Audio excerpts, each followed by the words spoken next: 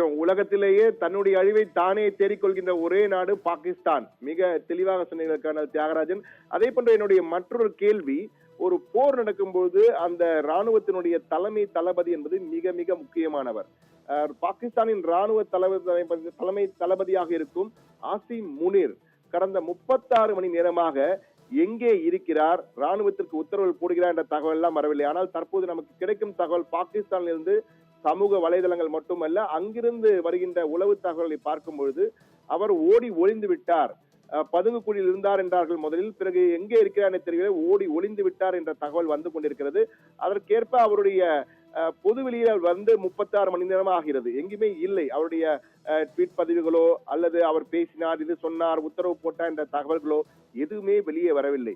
நீங்கள் ஒரு கர்னல் அந்தஸ்திலே இருந்த ஒரு உயர் அதிகாரி, ராணுவ தலைமை தளபதி, இது போன்ற சூழல்களிலே அவர் முன்னிலையில் இருந்து வழிநடத்துவார். பின்னணியில் இருந்தாலும் கூட அவருடைய சொல்லுக்கு எப்பொழுதுமே ஒரு மந்திரம் இருக்கும், அவர்கள் சொல்வதை கேட்பார்கள். ஆனால் தற்போது பாகிஸ்தானிலே அப்படி ஒரு நிலைமை இல்லை என்பது போல் தகவல்கள் வந்து கொண்டிருக்கின்றன. உங்கள் பார்வையில் என்ன சொல்ல விரும்புறீங்க சார்? பாகிஸ்தான் ராணுவம் நம் மீது ஒரு கோஆர்டினேட்டட் அட்டாக் அப்படின்னு சொல்லுவோம். எல்லா இடத்திலும் கோஆர்டினேட்டட் அட்டாக் பண்றாங்க அப்படின்னு, தளபதி இல்லாமல் இந்த கோஆர்டினேட்டட் அட்டாக் வராது. ஆகையால் என்னுடைய 28 வருட வாழ்க்கையின் அனுபவம், ராணுவத்தில் நான் கற்றுக்கொண்டது, நான் என்ன சொல்றது, லேர்ன் பண்ணதை படி பார்க்கும் பொழுது, அங்க ராணுவ தளபதி இல்லாமல் இவ்வளவு பெரிய அட்டாக் இந்தியா மீது அவர்கள் செய்திருக்க வாய்ப்பு கிடையாது. அப்படி இல்லைன்னா அவர் முனீர் ஓடி இருந்தா இன்னொருத்தர் தலைமையேற்க வச்சிருப்பாங்க. தலைமை ஏற்றிருந்தாருன்னு நமக்கு தெரிஞ்சிருக்கும்.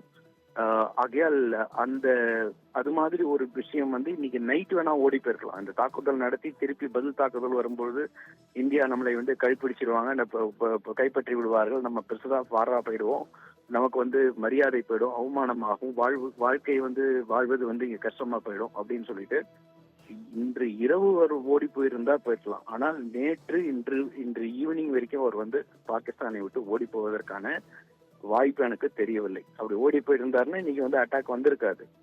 யார் தளபதி நிர்ணயம் பண்ணியிருப்பாங்க? தற்போது வருகின்ற தகவல் என்னவென்றால், அவருக்கு எதிராக சதி நடத்தப்பட்டு அவர் பதவியிலிருந்து தூக்கப்பட்டு விட்டார், வேறொருவர் தலைமையில் தான் பாகிஸ்தான் ராணுவம் தற்போது இயங்கிக் கொண்டிருக்கிறது என்ற தகவல் வருகிறது. ஆனால் அதிகாரப்பூர்வமற்ற தகவல்கள் என்பதையும் குறிப்பிட விரும்புகிறேன். எனவேதான் இந்த குழப்பம். அது அந்த தகவல் அதிகாரமாக நமக்கு எதர் நம்மளுடைய இன்டெலிஜென்ஸ் மூலமாக முழுமையாக தெரிய வேண்டும். அப்படி இல்லைன்னா பாகிஸ்தான் அறிவிக்க வேண்டும். ரெண்டு விஷயம் இல்லாத சமயத்துல நம்ம யூகிப்பது என்பது நமக்கு அவ்வளவு சரியாக இருக்காது. ஏன்னா புரோபகண்டா சொல்லுவோம், இதுல சைக்கலாஜிக்கல் வார்ஃபேர்னு இது மாதிரி பல பொய்யான தகவல்களை அவர்கள் பரப்புவார்கள். அதற்கு நாம் இரையாக கூடாது சார். அதே மாதிரி இப்ப மற்றொரு கேள்வி, ஆயுத பலத்தை வைத்து பார்க்கும்போது இந்தியா 4வது வல்லரசாக இருக்கிறது, மிகப்பெரிய வல்லரசாக இருக்கு என்பதிலும் மாற்று கருத்தில்லை. பாகிஸ்தானை ஒப்பிடும்பொழுது நாம் எங்கோ இருக்கிறோம், அவர்கள் எங்கோ இருக்கிறார்கள். ஆனால் பாகிஸ்தான் என்ன தைரியத்தில், அந்த அணு ஆயுதங்கள் தங்களிடம் இருக்கிறது என்ற தைரியத்தில் தான் இப்படி களமிறங்குகிறார்களா, அல்லது வேறு என்ன ஒரு தைரியம் சார் அவர்களுக்கு இப்படி நம்ம மீது படையெடுப்பதற்கு?